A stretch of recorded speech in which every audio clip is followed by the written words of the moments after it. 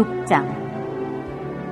하나님이 나의 구하시는 것을 얻게 하시며 나의 사모하는 것 주시기를 내가 원하나니 이는 곧 나를 멸하시기를 기뻐하사 그 손을 들어 나를 끊으실 것이라. 그러할지라도 내가 오히려 위로를 받고 무정한 고통 가운데서도 기뻐할 것은 내가 거룩하신 이의 말씀을 거역지 아니하였습니다.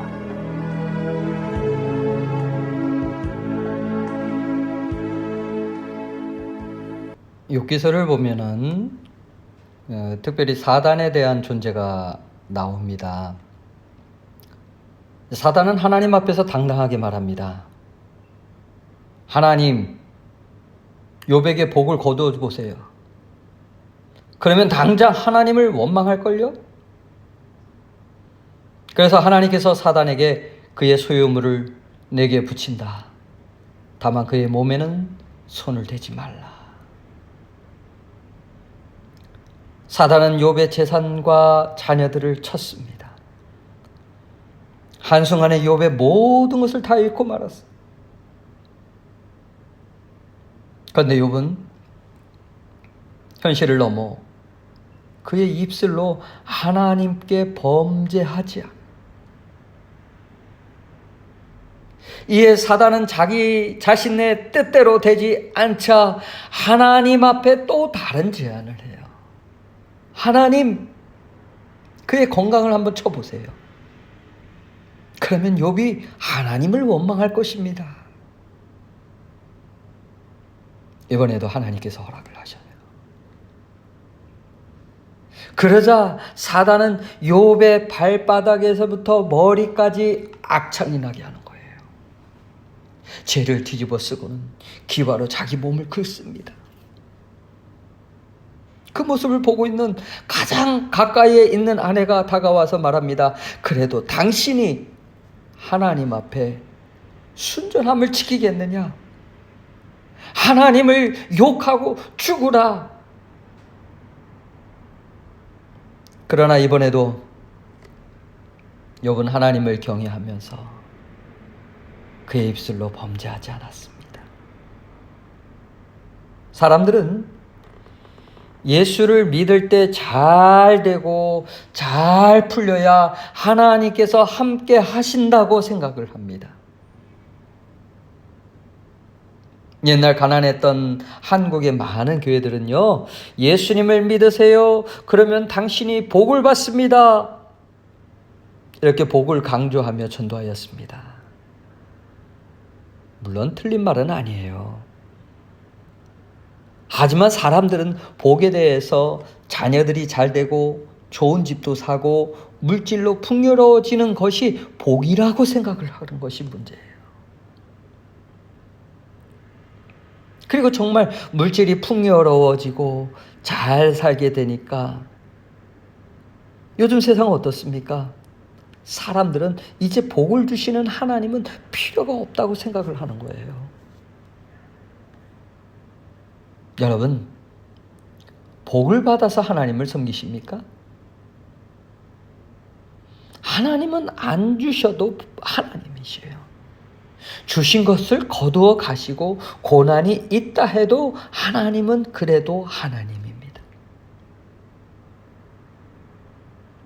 현실을 뛰어넘어 하나님을 경외하는 이것이 바로 욥에게 주신 고난의 의미입니다.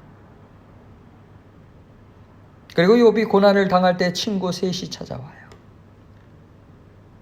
처음에 욥의 친구들은 아무 말 없이 함께 아파해 주었습니다. 하지만 친구들은 욥을 정죄합니다. 죄가 있으니까 하나님이 이런 벌을 주시는 것이 아니냐. 이 세 친구의 말들을 계속 듣다 보니 욥의 마음의 상처와 번뇌만 더해갔습니다.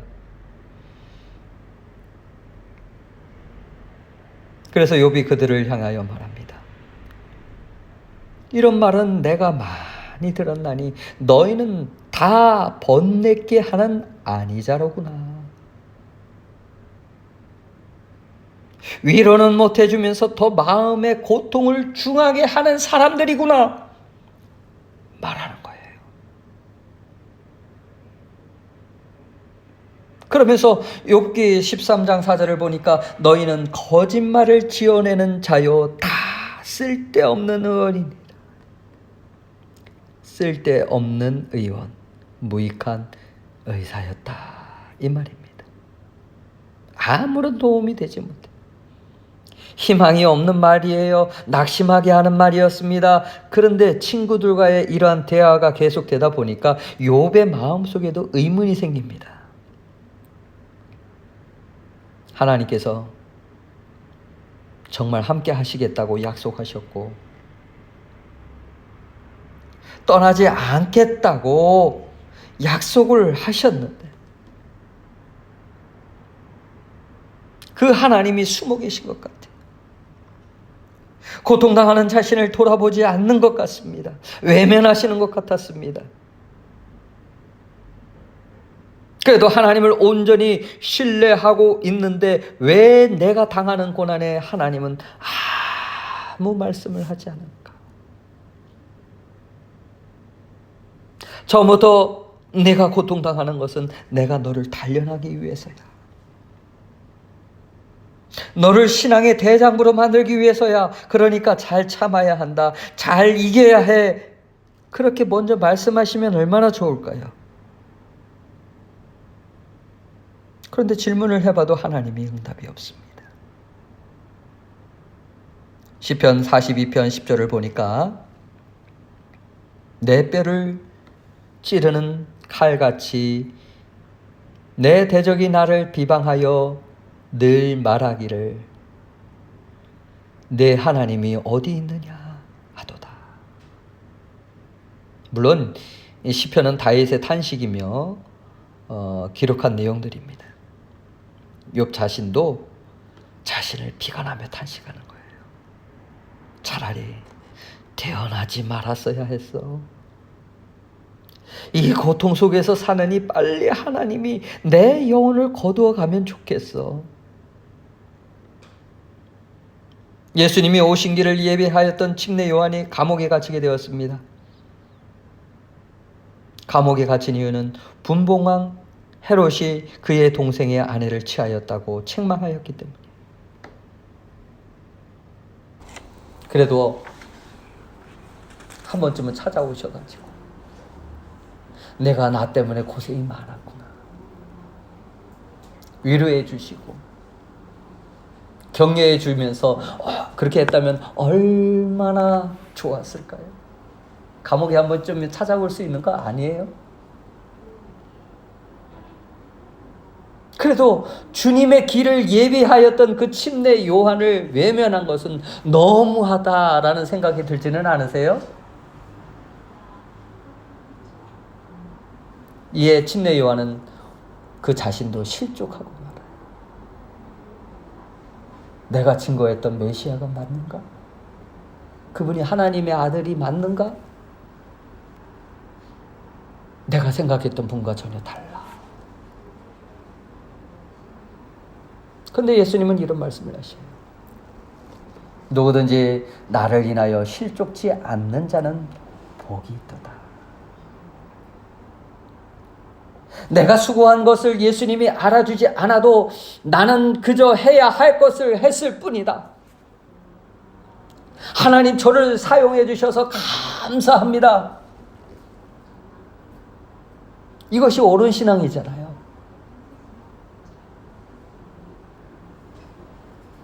엘리야는 갈멜산에서 바알을 섬기는 그 850명의 선지자들과 대결해서 승리를 거두게 돼요. 하나님께서 엘리야의 기도에 응답하셔서 단에 불을 내리시고 가물었던 땅에 비까지 내려주셨어요. 얼마나 큰 능력입니까? 그런데 엘리야는 이세벨의 협박으로 인해서 도망하게 되고 결국 그가 하루 만에 낙심하게 돼요. 조금 전까지만 해도 하나님을 따르겠다고 결심한 그 백성들도 이세벨에게 죽임을 당할 것이 두려워서 다시 바알에게로 돌아갔기 때문에 그 영향력이 엘리야에게 미친 거예요.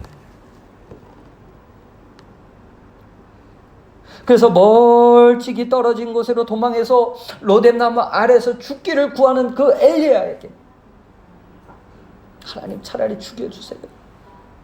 제 목숨 걷어가 주세요. 여호와의 사자가 나타나서 구운 떡과 한 병의 물을 주면서 일어나 호렙산으로 가라 이렇게 지시를 해요. 근데 엘리야가 40주 40야를 행해서 호렙에 이르렀는데 그곳에 이제 거하게 돼요. 그런데 하나님께서 그 호렙산에서 엘리야를 만나 주실 때 보여주신 그 징조가 세 가지인데, 하나님은 막 산을 가르고 바위를 부술 정도의 크고 강한 바람, 그 징조를 보여줘요.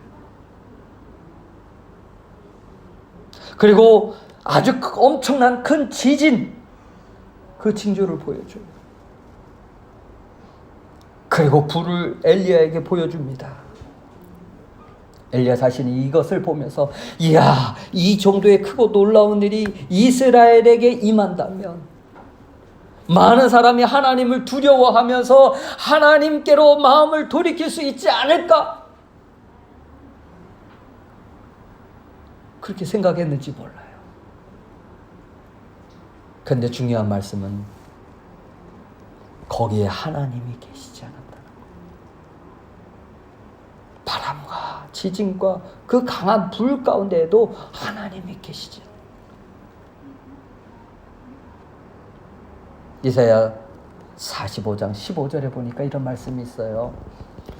구원자 이스라엘의 하나님이여 진실로 주는 스스로 숨어 계시는 하나님이시니이다.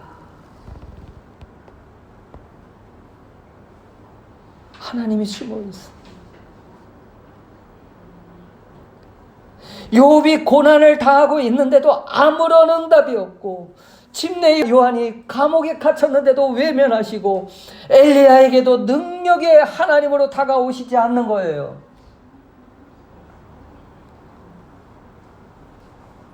오늘 여러분이 하나님께 구할 때에도 우리에게도 아무 응답 없이 잠잠할 때가 있습니다.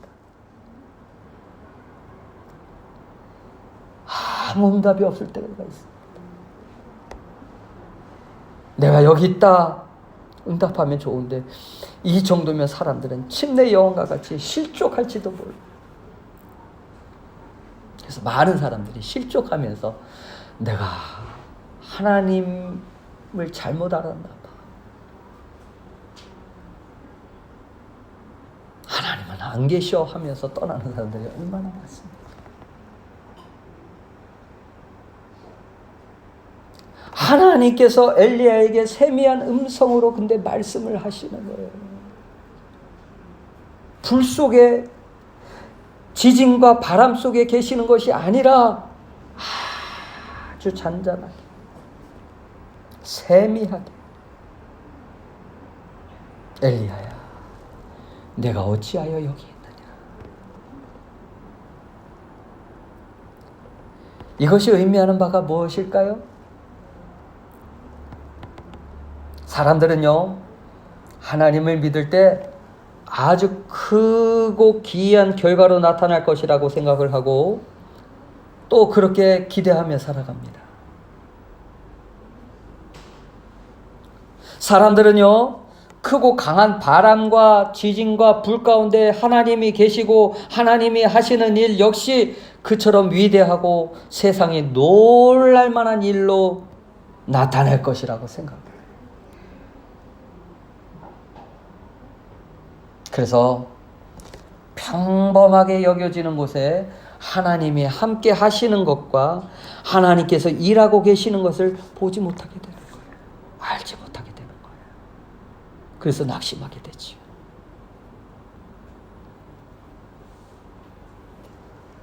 하나님은 우리가 고민하고 걱정하는 그 모든 문제를 외면하시지 않으시고 세밀하게 살피시고 찾아와서 해결해 주시는 거예요. 하지만 자신이 원하는 방향으로 모든 문제가 해결되기를 원한다면 하나님께서 일하고 계심을 볼 수가 없습니다.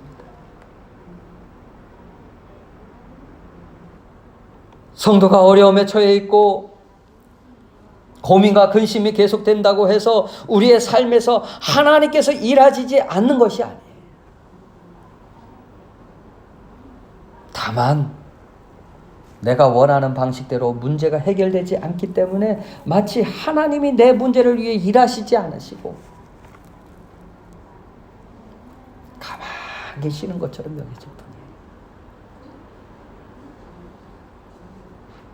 이렇게 하나님의 사람을 세상에 남기시는 그 하나님의 일은 무엇으로 되어지냐면 말씀으로 되어집니다.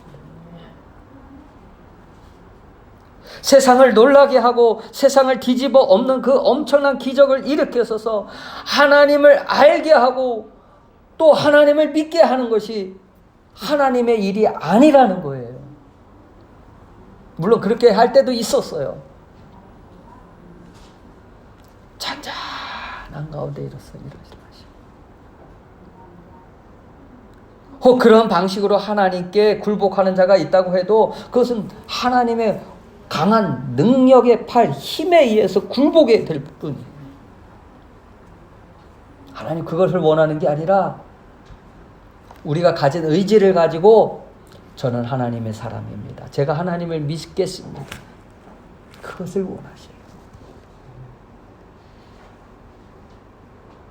하나님은 지금도 우리에게 다가와서 마음에 노크를 하시면서 어떻게 해요? 하나님이 능력이 하나님인데 그 문을 갖다가 다 때려 부숴가지고 들어오는 게 아니라 노크를 하고 계셔요.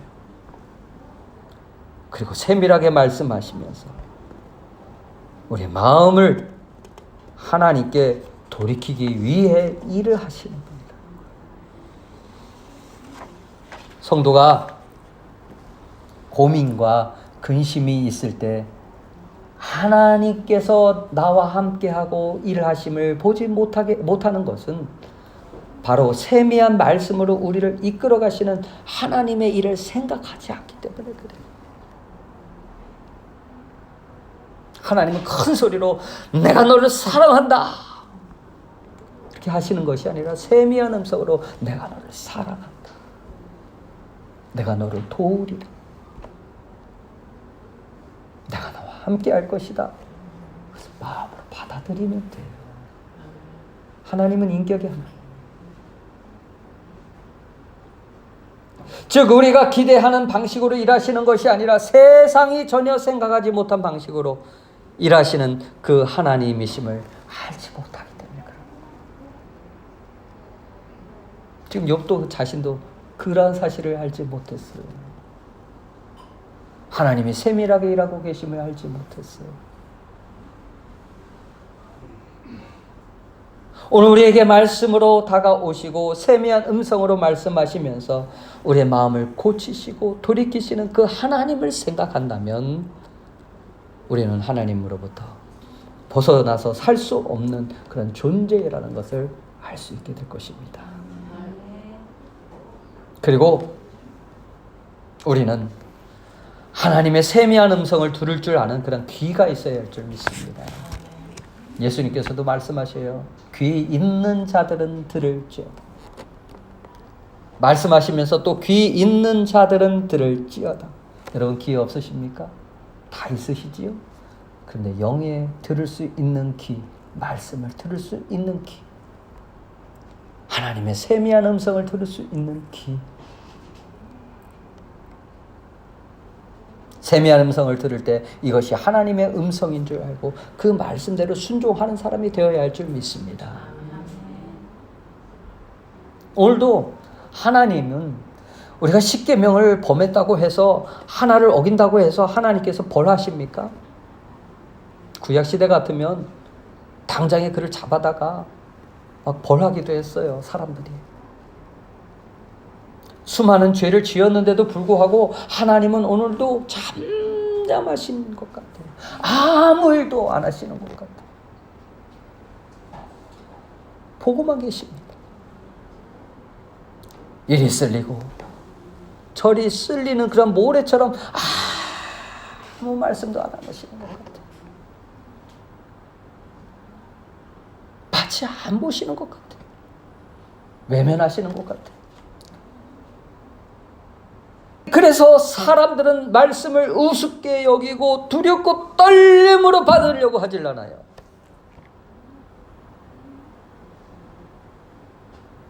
베드로후서 3장 5절에 이런 말씀이 있습니다.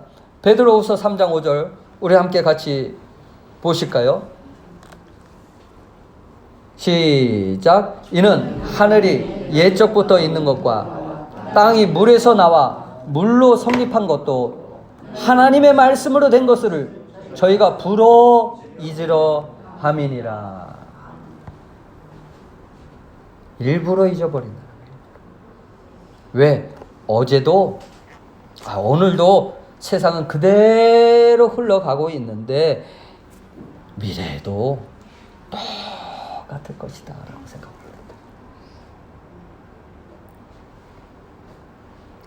그러나 하나님은 세미한 음성으로 오늘도 말씀을 하셔요. 두렵고 떨림으로 너희의 구원을 이루라. 세월을 아끼라. 때가 악하니라. 그러나 때가 되면 하나님의 섭리는 잠잠하던 파도가 갑자기 경계를 넘어서 서는 것과 같아요. 딱 하나님이 경계를 정해놨거든요. 그 이상 넘어가지 말라. 그런데 그곳을 넘어가게 되면 어떻게 되나요? 그것은 쯔나미와 같은 온 세상을 쓸어버리게 됩니다. 여러분 3.11 대지진을 잊으셨습니까? 엄청난 심판의 쯔나미로 밀려올 때 그때는 사람의 힘으로 살 수 있는 방법이 있을까요? 오늘도 세미하게 들려오는 음성일지라도 그 감동으로 주시는 말씀을 무시하지 말고 그 말씀대로 순종하려는 마음을 가지고 살아야 하지 않겠습니까? 언제까지 하나님의 세미한 음성을 무시하며 자기가 하고 싶은 대로 다 하며 살 수 있겠어요? 하나님은 오늘도 종일토록 손을 펴시고 자기의 생각을 쫓아 불의한 길로 행하는 자에게 계속해서 부르시고 마음에 노크를 하십니다. 사랑하는 아들아, 딸아, 내게로 돌아오라. 이렇게 말씀하시는데 사람들은 들으려고 하지 않아요. 하나님께 돌이키지 않습니다. 이것이 하나님의 탄식의 원인이에요.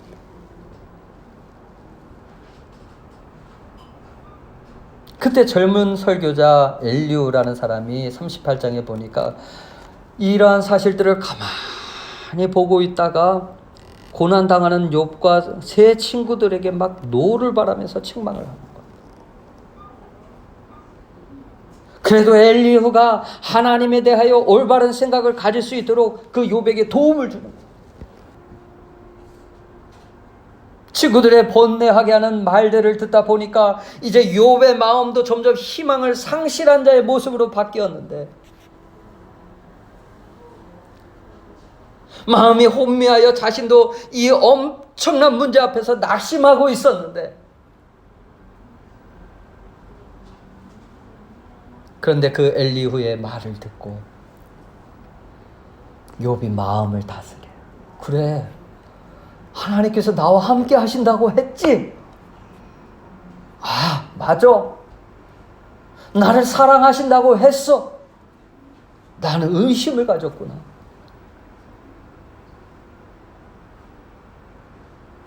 그때 마음을 다스릴 때 하나님께서 38장에 고통당하는 욥을 만나주시고 그 믿음에 흔들리지 않고 견고하게 서 있는 자들을 하나님께서 만나주실 줄 믿으시기 바랍니다. 지금 조금 힘들다고 낙심하지 마세요. 하나님 만날 때 되면 기쁨과 감사가 넘치게 될 것입니다. 근데 하나님이 이 욥을 만나 주셨을 때 처음부터 하시는 말씀이 위로자로 다가오신 것도 아니고 격려하면서 도닥도닥거려 주신 것도 아니에요. 하시는 처음 말씀이 무지한 말로 이치를 얻게 하는 자가 누구냐? 이 말은 너 왜 그렇게 무식하냐? 너 왜 그렇게 하나님을 알지 못하니? 나를 알지 못하니?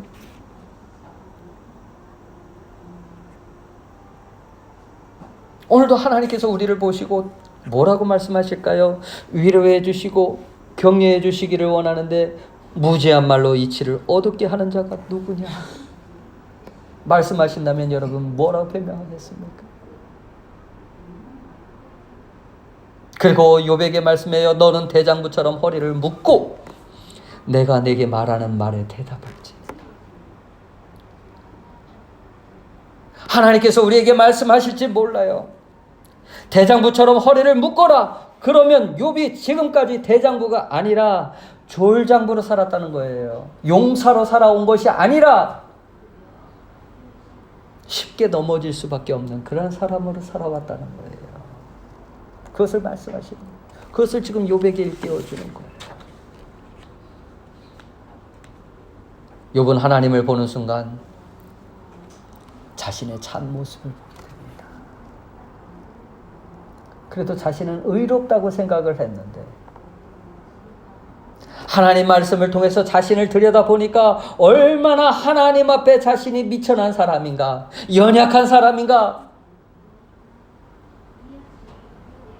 하나님의 도우심 없이는 살 수 없는 그러한 자라는 것을 알게 돼요. 그리고 자신의 입을 가리며 하나님 앞에 굴복합니다. 그리고 자신의 죄를 회개해요. 하나님, 죄송합니다. 잘못했습니다. 대장부처럼 살지 못했네요. 하나님에 대해서 잘 알지 못했네요. 제게 주어진 문제로 인해서 이렇게 자꾸 낙심하고 있었네요. 여러분은 우리는 얼마나 연약한 존재입니까? 사람만큼 연약한 존재가 또 어디 있겠어요? 하루 잠을 안 잤다고, 밥 한 끼 안 먹었다고 피곤해하고, 날씨가 춥거나 덥거나 사람들이 얼마나 연약한 존재인지. 우리는 예수 없이는 살 수 없는 존재들이에요.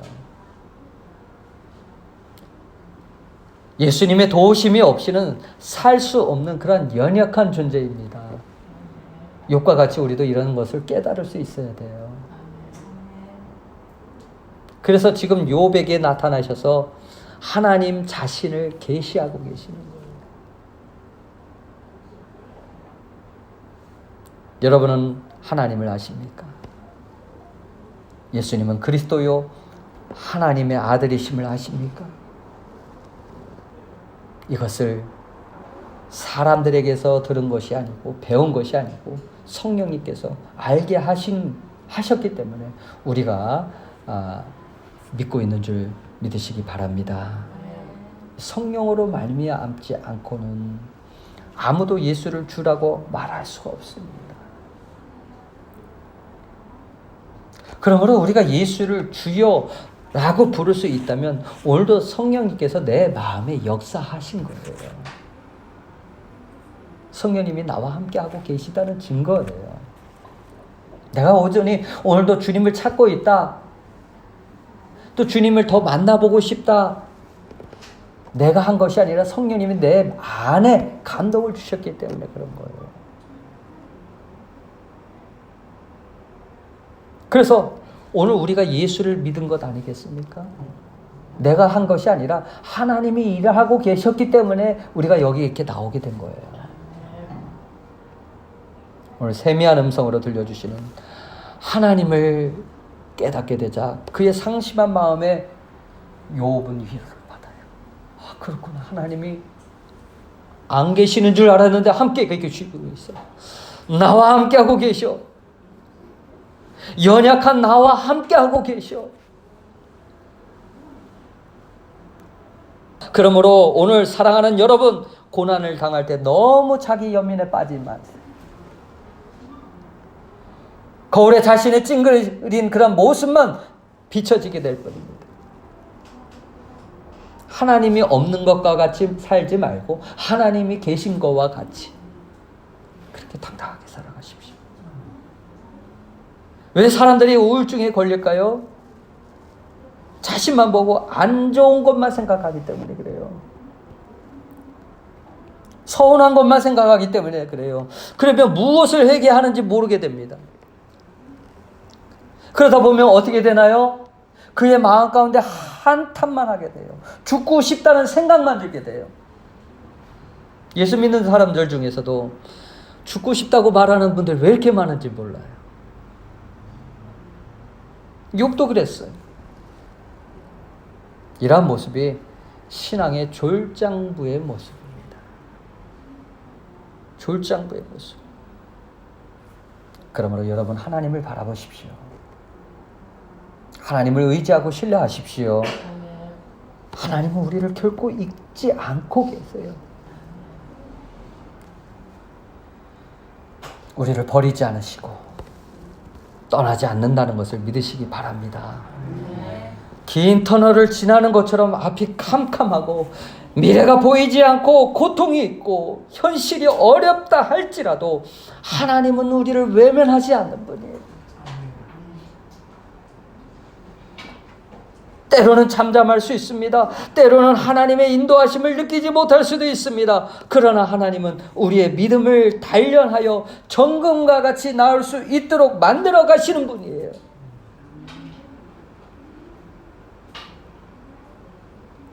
천국의 소망을 잃지 않고 살 수 있도록 인도하시는 분이 하나님이시죠.